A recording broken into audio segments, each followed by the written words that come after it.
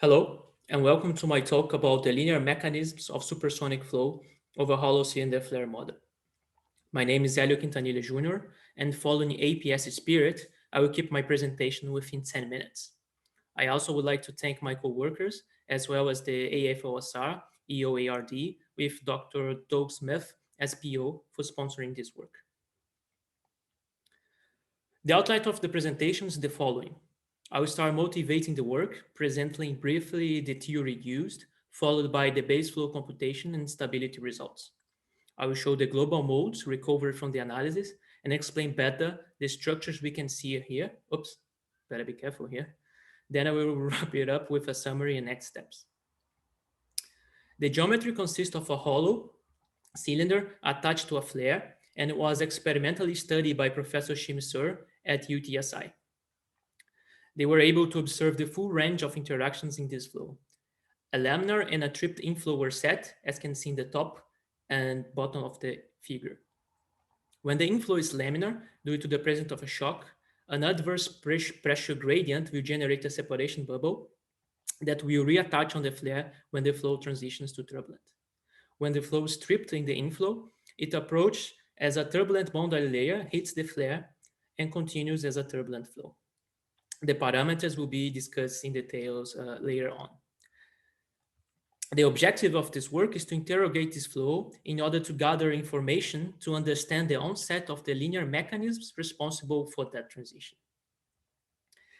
Any flow quantity can be decomposed into a base flow, which is a fully converged laminar and steady solution of the compressible Navier-Stokes equation, plus a small disturbances. These disturbances can be investigated in a model, asymptotic long-time framework. And due to the asymmetry of the flow, we can assume periodicity in the azimuthal direction, here defined as theta, whereas omega is a complex number in a temporal analysis with the real part as the frequency and the imaginary part as the growth rate. The other framework is a non-modal, where we are interested in the optimal initial condition responsible to maximize the flow energy. More details will be provided in the analysis later on. Substituting the previous decomposition into the compressible Navier-Stokes equation and linearizing give rise to an eigenvalue problem for the model case and an initial value problem for the non-modal case. The base flow is computed here using the open source software OpenFON. The eigenvalue problem and the initial value problem are solved using the in-house code LIGHT, linear global stability analysis for hypersonic transition. This is a state-of-art code written in generalized coordinates, discretized by high-order Chebyshev, and solved with Scalapack and Blacks to perform the Arnold iteration required in the eigenvalue problem, as well as the singular value decomposition, the SVD, required in the initial value problem. The base flow is computed the conditions shown in the table. The plate length is 0.06 meters. The radial is 1 inch. The delta star is only computed for the 10 degrees case, since the bubble is massive in the 24 degrees flare, which is the same conditions as the same geometric parameter as the experiment. The 10 degrees was chosen based on previous compression ramp work that will be presented by Mr. Cerulus in section H06 later on. The mesh was created using the open source software Gmesh with a structured grid. The base flow was considered converged to a steady solution in space as presented in the table on the left, achieving 6 decimal places converged in the separation bubble. Here I'm showing the values for the density. In time on the right graph, the temporal residuals obtained are between 6 to 14th. The domain required to perform a stability analysis highlighted here in the figure. A complex mesh is then analytically programmed as a function of all directions and is meticulously aligned with the separation shock.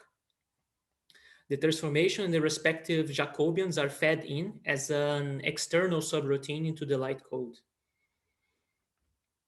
At 10 degrees flare, the base flow is plotted here for the density.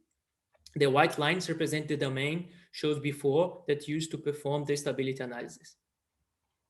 The flow is interpolated into the light code, where high-order spectral spatial derivatives can be obtained, in this case, Um, we are showing the streamwise derivative for the density, where we can better see the presence of the shock.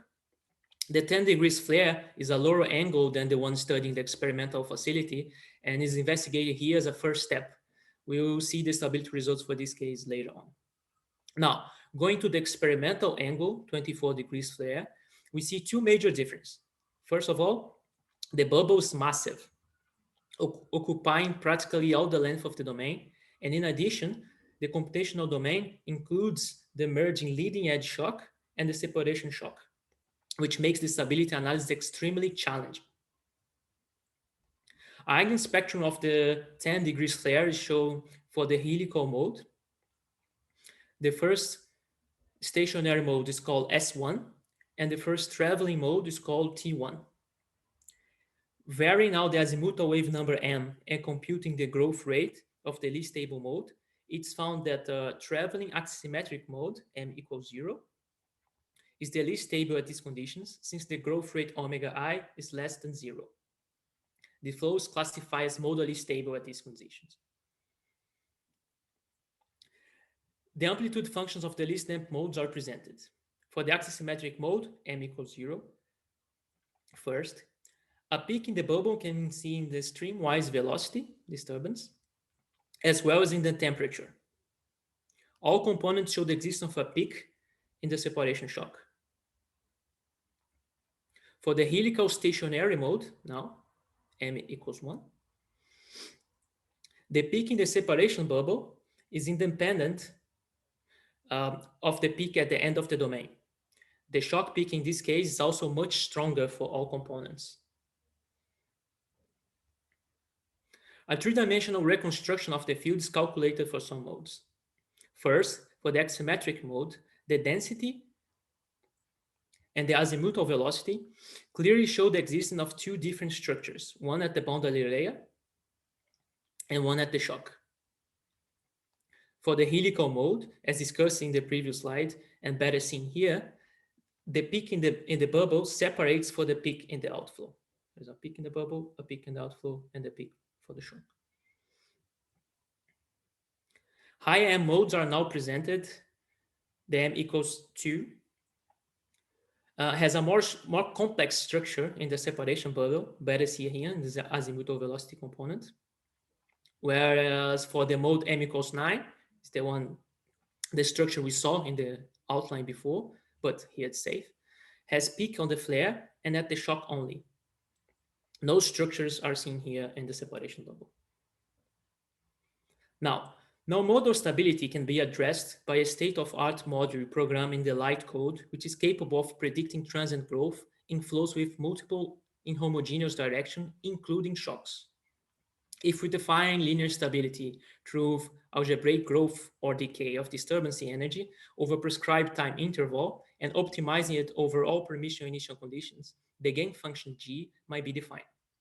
Substituting our ansatz presented before and performing an eigenvalue decomposition of L to approximate the matrix exponential, we have capital lambda and capital V as matrices contain the eigenvalues and the corresponding normalized eigenvectors of L. This requires the definition of an inner product and its associated norm. The energy norm proposed by Mach and rederived by Hanif et al. Is used in the work here.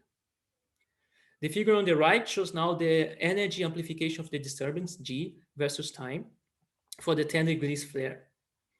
A peak of less than 10 in the energy gain is found at short times, followed by asymptotic decay of energy. The decay rate here is the same as the one predicted by the modal theory. Unfortunately, in this case, the flow is also non-modally stable. We can then characterize the flow at this condition as modally and non-modally stable. To summarize, the Holocene flare was studied in depth for the 10 degrees flare, the structure of the least damp mode peak in the separation bubble and on the flare. There are also evidence of peaks in the shocks for all modes. For the high angle flare, work is undergoing, and results found so far point out to the existence of more structures inside the separation bubble, which is much larger than the 10 degrees case analyzed. With this, I finish my presentation. Thank you very much for here, for listening, and be taking your questions in the appropriate time. Cheers and stay safe.